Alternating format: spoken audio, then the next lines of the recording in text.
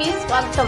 నెల్లూరు నగర TDP MLA అభ్యర్థి పొంగూరు నారాయణ సతీమణి పొంగూరు రమాదేవి శనివారం ఉదయం నెల్లూరు నగరం 48వ డివిజన్ మీరా మొహమ్మదన్ దర్గా కోటమెట్ట పలు ప్రాంతాలలో ఎంపీ ఎమ్మెల్యే అభ్యర్థులు వేమిరెడ్డి ప్రభాకర్ రెడ్డి పొంగూరు నారాయణకు మద్దతుగా ఎన్నికల ప్రచారం నిర్వహించారు. ప్రతి ఇంటికి వెళ్లి ప్రజల యొక్క సమస్యలను అడిగి తెలుసుకుని సూపర్ 6 పథకాలను ప్రజలకు వివరిస్తూ కరపత్రాలను పంపిణీ చేశారు.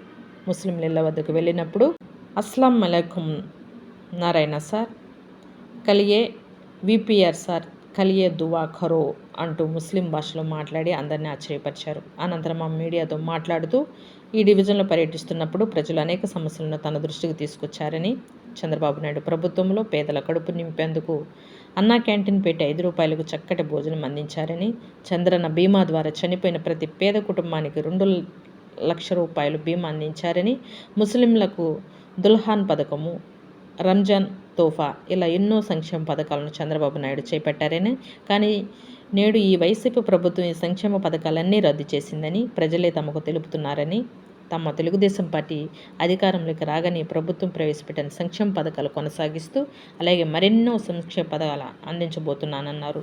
మే 13న జరిగే ఎన్నికలలో ఎంపీ అభ్యర్థి వేమిరెడ్డి ప్రభాకర్ రెడ్డి, నెల్లూరు సిటీ అభ్యర్థి పొంగూరు నారాయణ సైకిల్ గుర్తుపై ఓటు వేసి అఖండ మెజార్టీతో గెలిపించారని తెలిపారు. ఈరోజు 48వ డివిజను 104వ బూత్లో ఇంటింటికి తెలుగుదేశం తరపున ప్రచారం చేయటము జరుగుతోంది. ప్రతి ఒక్కళ్ళని కలిసినప్పుడు ఒక్కొక్కరు వారి యొక్క నమ్మకాన్ని, తర్వాత వారి యొక్క సపోర్ట్ని మాకు ఒక్కొక్క రకంగా తెలియజేశారు. ఇప్పుడే ఒక పెద్దమ్మని కలిసి వస్తున్నాము, ఒక పెద్ద వయస్కురాలు.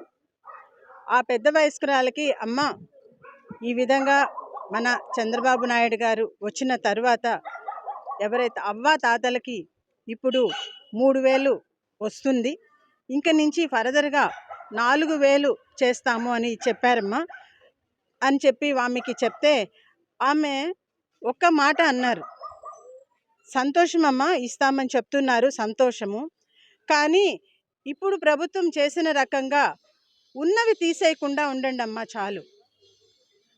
అంతకుముందు 5 రూపాయలకి అన్నం పెడుతూ ఉన్నారు, తెలుగుదేశం గవర్నమెంట్లో 5 రూపాయలకి క్యాంటీన్లో అన్నం పెడుతూ ఉన్నారు, దాన్ని తీసేశారు. తర్వాత చంద్రన్న బీమా పథకం ఉండింది, ఎవరైనా ఒకళ్ళు చనిపోతే కనుక 2 లక్షల రూపాయలు వచ్చేది, ఆ బీమా పథకం తీసేశారు. ఆ విధంగా ఉన్నవి ఏవైతే మంచి పనులు ఉన్నాయో వాటిని, తర్వాత కొన్ని అంతకుముందు పెన్షన్లు ఇస్తూ ఉన్నారు, కొంతమందికి వస్తూ ఉన్నాయి. ఈ సంవత్సరంలో కూడా ముందు 5 సంవత్సరాల ముందు వచ్చింది, ఆ తర్వాత కూడా కొద్ది రోజులు వచ్చింది, తర్వాత ఉన్నట్టుండి మాకు అవి పెన్షన్లు తీసేశారు. కొంతమందికి ఒక ఇంట్లో ఉన్నారని, అంటే వాళ్ళ కూతురు ఇంట్లో ఉన్నారని, కొడుకు ఇంట్లో ఉన్నారని, అంటే వాళ్ళకి ఏదో ఒక అడ్రస్ ఉండాలి కదా, ఆ అడ్రస్ ఉండటానికి మరి వాళ్ళకి సొంత ఇల్లు లేనప్పుడు ఆ ఉన్న అడ్రస్సే కదా ఇస్తారు. ఆ ఇంటికి ఒక ఎలక్ట్రిసిటీ బిల్ వచ్చి ఉంటుంది.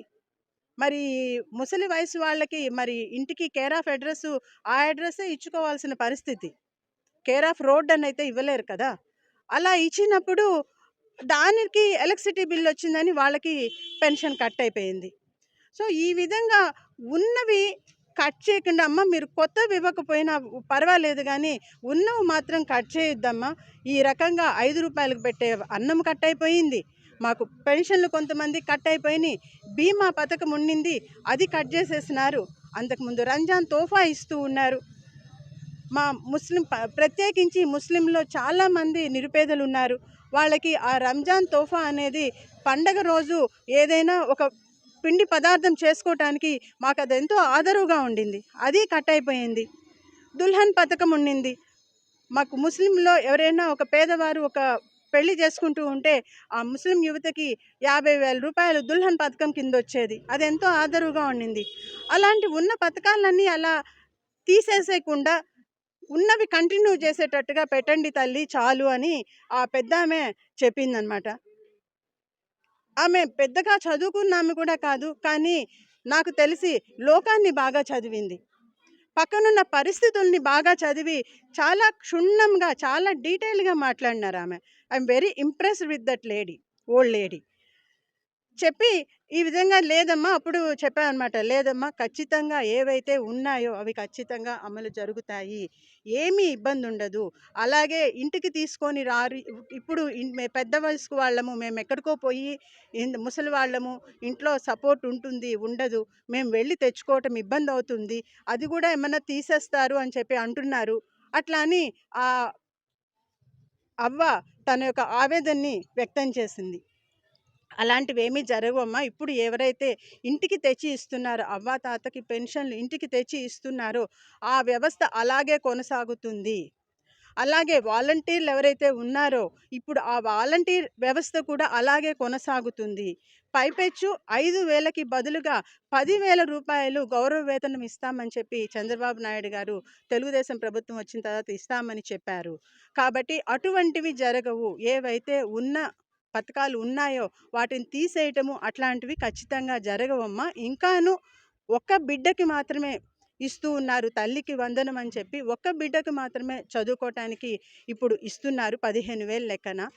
అలా కాకుండా అంటే ఇంట్లో ఒక్క బిడ్డ చదువుకుంటే సరిపోతుందా? కాదు కదా! ఇద్దరుంటే ఇద్దరు చదువుకోవాలి. ముగ్గురుంటే ముగ్గురు చదువుకోవాలి.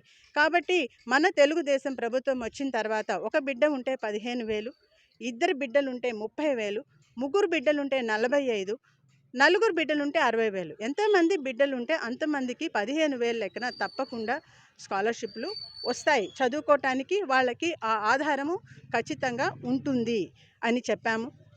అదేవిధంగా ఏదైతే మన తెలుగుదేశం ప్రభుత్వము మహిళలకి అనౌన్స్ చేసిందో అర్హులైన మహిళలకి వారికి కనుక ఎటువంటి ఉద్యోగాలు లేకపోతే 18 సంవత్సరాలు దాటిన యువతకి నెలకి 1,500 లెక్కన వస్తుంది. తర్వాత సంవత్సరానికి మహిళకి 3 గ్యాస్ సిలిండర్లు ఫ్రీగా వస్తాయి. తర్వాత డిస్ట్రిక్ట్‌లో ఎక్కడైనా కూడాను ఆర్టీసీ బస్సు ప్రయాణము ఫ్రీగా చేయొచ్చు. సో ఆ పెద్దామెకి లేదమ్మా ఆల్రెడీ ఉన్నవి ఎటువంటివి ఆపటాలు, ఆపేయటాలు లేకుండుంటే సాధించటాలు, కక్ష సాధింపు ధోరణులు ఉండవు. ఖచ్చితంగా ఉన్నవి కొనసాగుతాయి. ఇంకా బెటర్‌గా అవుతాయి అని చెప్పి ఆ మహిళకి అష్యూరెన్స్ ఇస్తే తప్పకుండా అలాగే జరగాలమ్మా, అలాగే జరగాలని నేను భగవంతుణ్ణి దువా చేస్తున్నాను అని చెప్పి ఆశీర్వదించి పంపించారు. ఈ రకంగా వారి యొక్క సూచనలు, వారి యొక్క సందేహాలు మాతో పంచుకోవటము ప్రజలు. తర్వాత కొంతమందైతే మేము ఇవి చేయబోతున్నారనగానే అసలేమి చెప్పొద్దమ్మా. ఏమీ చెప్పనవసరం లేదు. తప్పకుండా మేము సార్‌కే వేస్తాము.